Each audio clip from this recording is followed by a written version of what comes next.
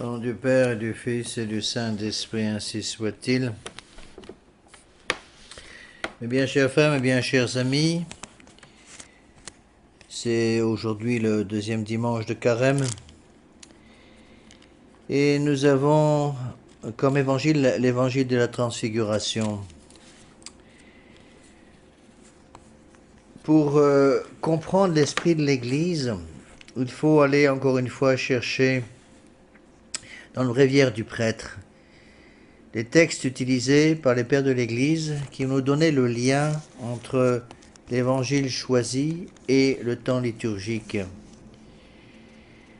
Dans les textes de l'Ancien Testament que nous lisons en ce moment au bréviaire, il y a un texte important qu'on trouve au livre de la Genèse. C'est le texte très connu où Jacob, un des fils d'Isaac, au début donc de l'histoire du peuple hébreu, Jacob va évincer son frère Ésaü. Ésaü était l'aîné, et vous savez que Ésaü avait vendu son droit d'aînesse à Jacob pour un plat de lentilles. Et donc Jacob va prendre la place d'Ésaü, et il va recevoir la bénédiction de son père. Comme son frère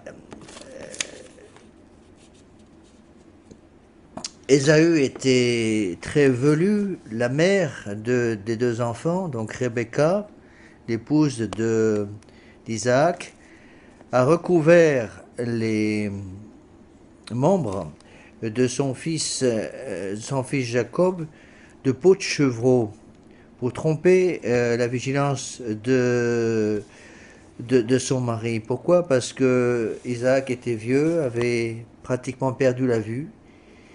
Et donc, Jacob va, d'une certaine façon, usurper la bénédiction, qui est très importante pour les Juifs, du père de famille à l'aîné. Et Jacob va prendre la place d'Ésaü. Je vous donne le texte ici pour vous aider à comprendre. Elle fit prendre ensuite à Jacob de très beaux habits d'Ésaü qu'elle gardait elle-même dans la maison. Elle lui mit autour des mains les peaux de chevreau, et lui en couvrit le cou partout où il était découvert. Et les pères de l'Église nous expliquent que ces peaux de chevreau représentent le péché. Et donc Ésaü, Jacob, qui est recouvert des peaux de chevreau, représente notre Seigneur Jésus-Christ, qui va prendre en quelque sorte sur son humanité, qui va charger le poids des péchés sur son humanité. En quelque sorte, le nouvel Adam va prendre la place de l'ancien Adam, celui qui avait provoqué le péché et les catastrophes pour toute l'humanité. Jacob va donc récupérer en quelque sorte la bénédiction de son père. Voilà le texte de cette bénédiction. Que Dieu vous donne de la rosée du ciel et de la graisse de la terre, du blé et du vin en abondance. Que les peuples vous soient soumis et que les nations se prosternent devant vous. Soyez le maître de vos frères et que les fils de votre mère se prosternent devant vous. Maudit soit quiconque vous maudit et béni quiconque vous bénira. Alors vous allez me dire, mais quel est le rapport avec la transfiguration? Eh bien, dans le texte de la transfiguration, Dieu le Père, va bénir son Fils. Et c'est cette association de bénédiction qui fait que l'Église a choisi ce texte de la transfiguration, justement, pour nous faire comprendre que Dieu le Père donc accepte en quelque sorte l'offrande de son Fils qui va donner sa vie humaine, puisqu'il ne peut pas donner sa vie divine, Dieu étant immortel, étant éternel, il ne peut pas mourir. Donc, notre Seigneur Jésus-Christ va se présenter devant son Père pour accepter le sacrifice qui lui a été demandé, prendre nos péchés sur ses épaules en quelque sorte, et Dieu le Père va bénir Dieu le Fils de la même façon que Isaac va bénir Jacob.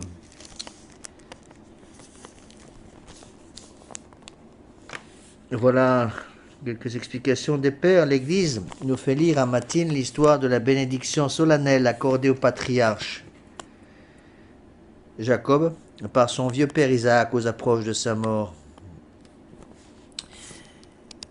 À la suite d'Abraham et d'Isaac, c'est Jacob qui, par une disposition providentielle, est choisi de préférence à Ésaü. Et les pères de l'Église n'ont pas manqué de voir dans le patriarche Jacob et Vincent son aîné pour devenir à sa place l'objet des prédilections divines, une figure du Christ, second Adam, devenu de par Dieu à sa place le chef d'une humanité régénérée et bénie de Dieu, celui qui est l'objet de toutes les complaisances du Père céleste et en qui sont bénies toutes les nations. Donc l'évangile de la transfiguration a été choisi parce qu'il réalise justement ce que préfigurait jusque dans ses détails le récit biblique de la bénédiction de Jacob. Donc Dieu bénit son fils revêtu de notre chair, comme Isaac avait béni Jacob revêtu des vêtements de son frère. Et saint Augustin, qui fait des peaux de chevreau, le symbole du péché, voit en Jacob qui s'en couvre les cou et les mains l'image de celui qui, étant sans péché, a pris sur lui ceux d'autrui. Donc on voit comment dans l'histoire de Jacob tout est figuratif du Christ et de l'Église. Souvenons-nous que Jésus, le Fils de Dieu, que l'Évangile d'aujourd'hui nous montre transfiguré sur le Tabor, est l'objet des complaisances du Père et s'est solidarisé avec nous jusqu'à prendre une chair semblable à notre chair de péché, et qu'il est mort sur la croix pour faire de nous les cohéritiers de sa gloire et des fils bien-aimés de son Père des cieux. Vous voyez, cette méditation, la transfiguration, va nous faire comprendre l'amour absolument incroyable de notre Seigneur Jésus-Christ pour le pécheur. Notre Seigneur Jésus-Christ est Dieu, créateur du ciel et de la terre. Et ce Dieu, infiniment bon, infiniment parfait, éternel, tout-puissant, va accepter, encore une fois, d'unir sa divinité avec une nature totalement inférieure à la sienne, la nature humaine, une nature mortelle, une nature qui a été, en quelque sorte, salie par le péché. Il faut méditer un petit peu là-dessus, et c'est pour ça que le texte de la transfiguration nous est clair. Donc on est juste avant la Passion. Notre Seigneur Jésus-Christ sait que ses apôtres vont être vite découragés par la Passion, à tel point que pratiquement tous vont perdre la foi et vont s'enfuir comme des lapins au moment de la Passion. Eh bien, il va leur montrer, au moins certains d'entre eux, il a choisi Saint-Pierre, Saint-Jacques et Saint-Jean, il va leur montrer que il est vraiment Dieu. Donc il va leur dévoiler en quelque sorte une toute petite partie de sa divinité, pour nous faire comprendre l'extrême amour de notre Seigneur Jésus-Christ qui accepte de cacher cette divinité, non pas de la détruire parce qu'il est toujours Dieu, même sur la croix, attention, mais qui accepte de cacher sa divinité sous la nature humaine. Donc Jésus prit avec lui Saint-Pierre, Saint-Jacques et Saint-Jean, son frère, et les conduisit à l'écart sur une haute montagne. Et il fut transfiguré devant eux. Son visage resplendit comme le soleil, ses vêtements devinrent blancs comme la neige, et voici que Moïse et Élie leur apparurent s'entretenant avec lui. Alors Saint-Pierre, reprenant la parole, dit à Jésus, « Seigneur, il nous est bon d'être ici. Si vous le voulez, faisons-y 3 tentes, une pour vous, une pour Moïse et une pour Élie. » Et comme il parlait encore, voici qu'une nuée lumineuse les couvrit, et voici qu'une voix sortie de la nuée disait, « Celui-ci, est mon Fils bien-aimé, en qui j'ai mis toutes mes complaisances. Écoutez-le. » Et c'est la bénédiction officielle de Dieu le Père sur Dieu le Fils dans sa nature divine, unie à notre nature humaine par le mystère de l'incarnation.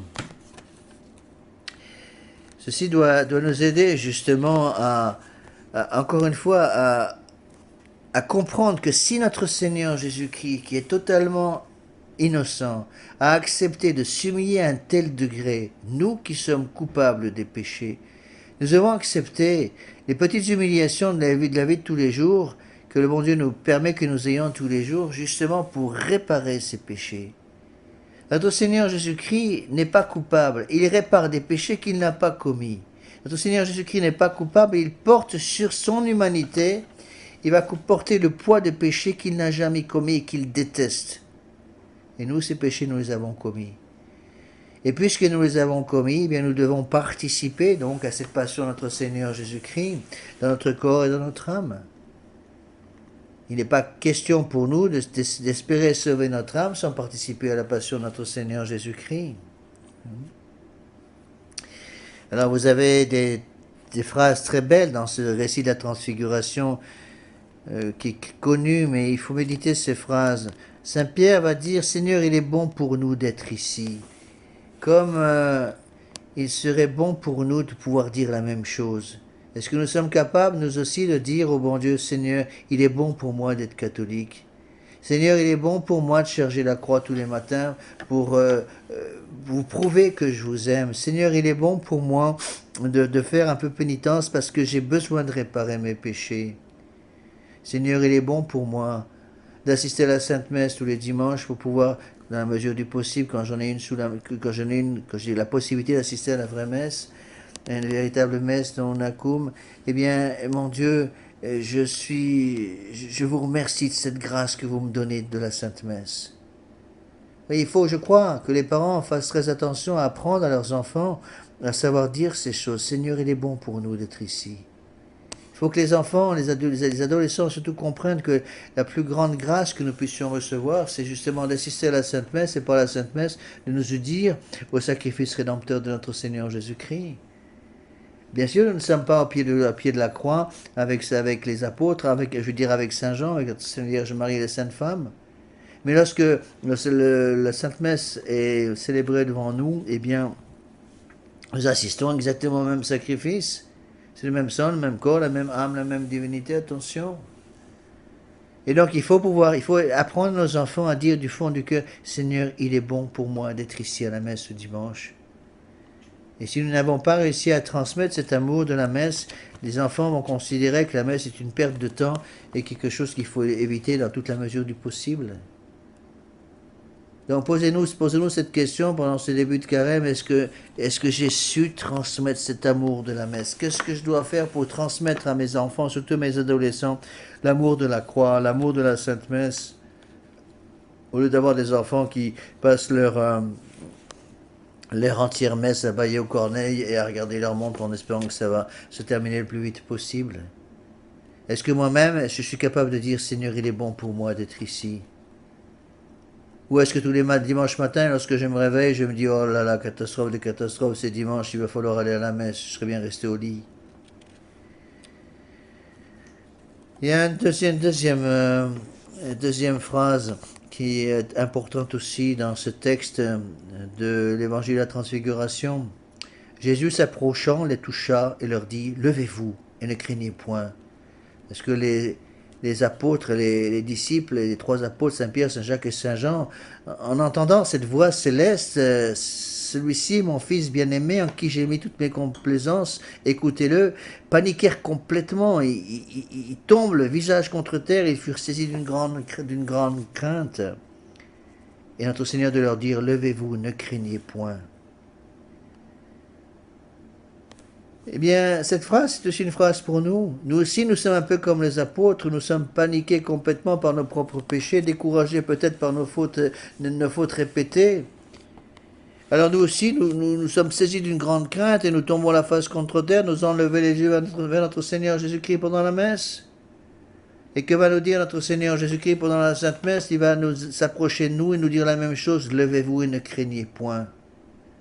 Et si j'ai vraiment en mon cœur l'amour du bon Dieu, alors je pourrais lever les yeux et considérer notre Seigneur Jésus-Christ qui descend sur l'autel. Lorsque le prêtre élève la Sainte Hostie, puis élève le calice qui contient le sang de notre Seigneur Jésus-Christ, il faut justement que notre contemplation de la divinité de notre Seigneur Jésus-Christ, même cachée sous les espèces eucharistiques, eh bien, nous aide à ne jamais nous décourager. Levez-vous, ne craignez point. Les apôtres, ils voyaient au moins l'humanité de notre Seigneur Jésus-Christ. Et là, au Tabor, ils ont vu même une partie de sa divinité. Nous, par contre, on ne voit ni l'un ni l'autre. Ni l'humanité, ni la divinité. Alors il nous faut justement absolument demander au bon Dieu les grâces dont nous avons besoin pour arriver à porter notre croix, malgré le fait que nous ne voyons ni la divinité ni l'humanité de notre Seigneur Jésus-Christ. et savoir répéter justement cet acte de foi qui consiste pour nous à dire, oh mon Dieu, je ne vois rien, avec les yeux de mon corps je ne vois rien, mais avec les yeux de mon âme, je sais que vous êtes là, ici présent, avec votre corps, votre sang, votre âme et votre divinité.